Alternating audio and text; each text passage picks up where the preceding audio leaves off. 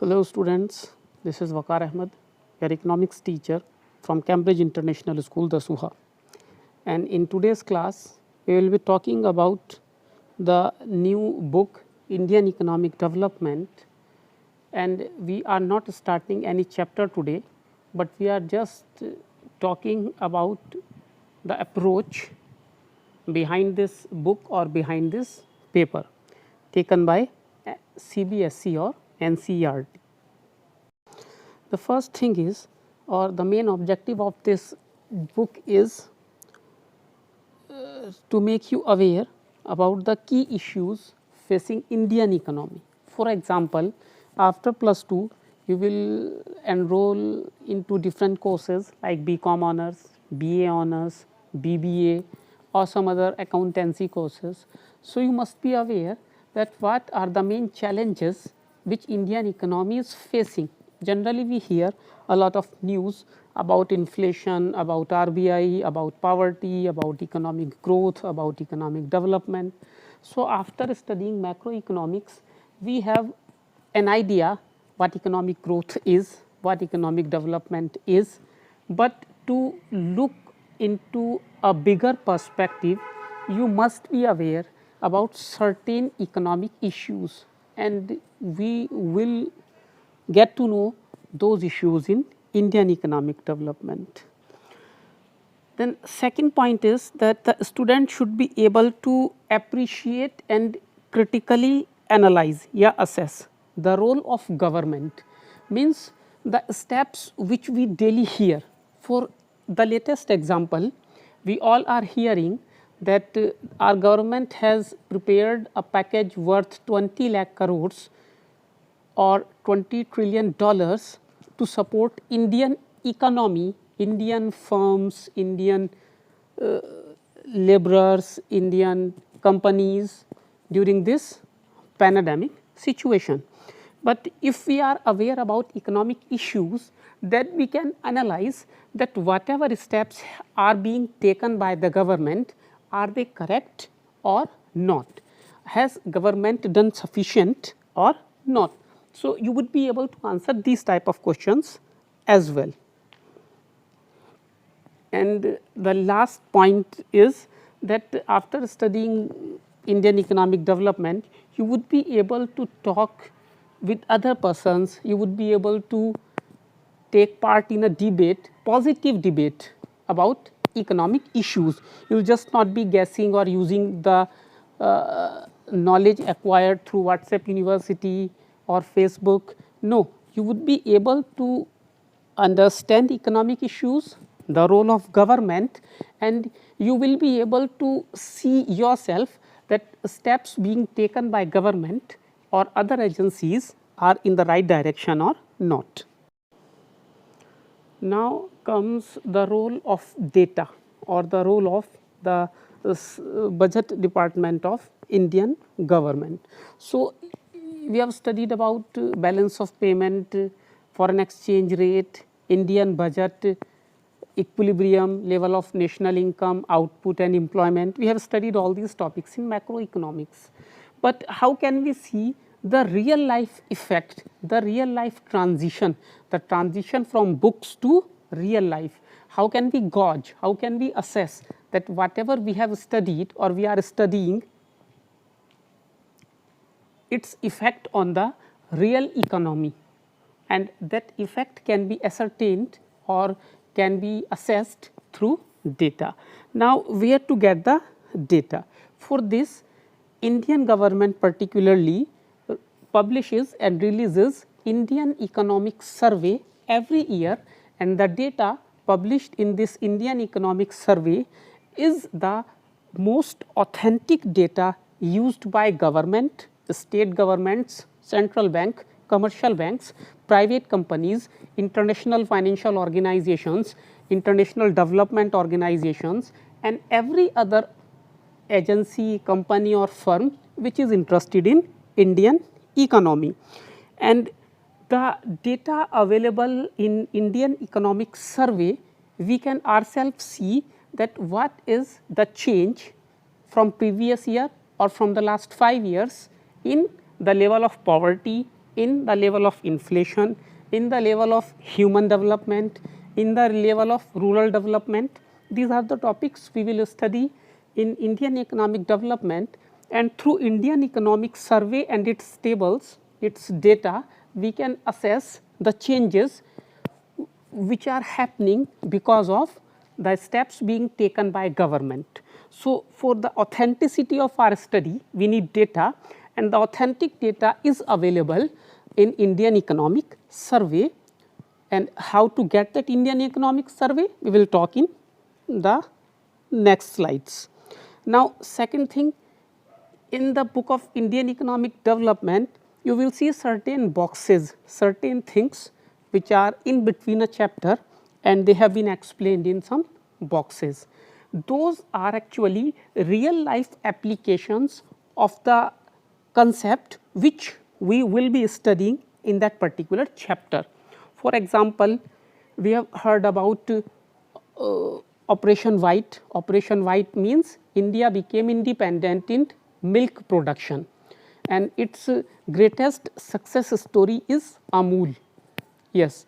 So, when we will talk about that agriculture, that rural development, then we will be studying about the successful story of Amul and other cooperative societies like Amul.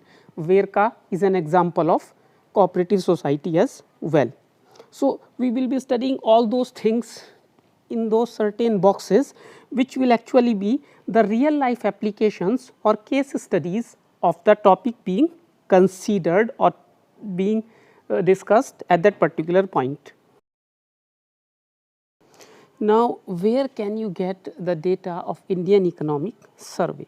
So, the Indian economic survey and other annual reports published by Government of India regarding its economy especially can be accessed through budgetindia.nic.in. Many other reports are also available, reports related to labor, reports related to agriculture, industry, foreign direct investment, all other things are also available at budgetindia.nic.in. And if some particular data is not available there, you can always go to Google uncle. So, google.co.in, we all know that. So, in the end, let me reiterate that the basic purpose of this book is whatever you have studied in macroeconomics, particularly or not so particularly, all the chapters in national income, money and banking, commercial bank, central bank, then equilibrium level of income, output and employment, Indian budget and the economy, then foreign exchange rate and balance of payment. Whatever we have studied in macroeconomics, we will be applying that data time to time in analyzing its effect on Indian economy and how through the years our economy has progressed. That is the basic objective or main objective of this book. Now, let me give you a guided tour of the book. We will be starting with the situation when India was about to become independent, and we will analyze in first chapter the effect of the 200 years of British rule on the economic aspect of India. We will not be talking about freedom struggle, political movement, social conditions, nothing. We will just be analyzing that whatever Britishers did in the 200 years of their rule to the economy. So, in the first chapter, we will be analyzing that when India was about to become free, what was the economic condition of different sectors of Indian economy. Afterwards, in economic reforms, since this development policies and experience, we will discuss in the next two chapters, chapter number 2 and 3 particularly, that when India became independent in 1947, till India again become economically defunct or economically, let me say, kind of India became economically most unstable. in 1991.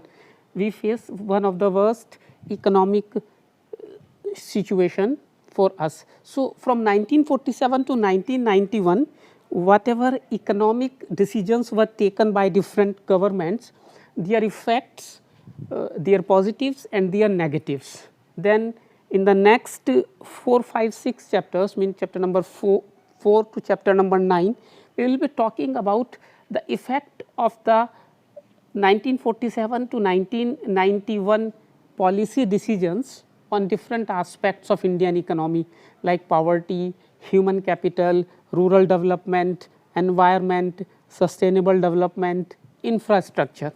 We will take them chapter by chapter and analyze the 60 years performance of these different aspects of Indian economy, and then we will be comparing Indian economy with our neighbors China and Pakistan. China became independent and Pakistan as well 1 or 2 years later when India became independent. So, what were the decisions taken by them which put them at the forefront of economic development? What were the steps taken by them which were different from our steps? Kind of it will be a comparison kind of a chapter, chapter number 10. So, this is all about the flow of the book, means we will start from 1947, we will end at 1991 generally.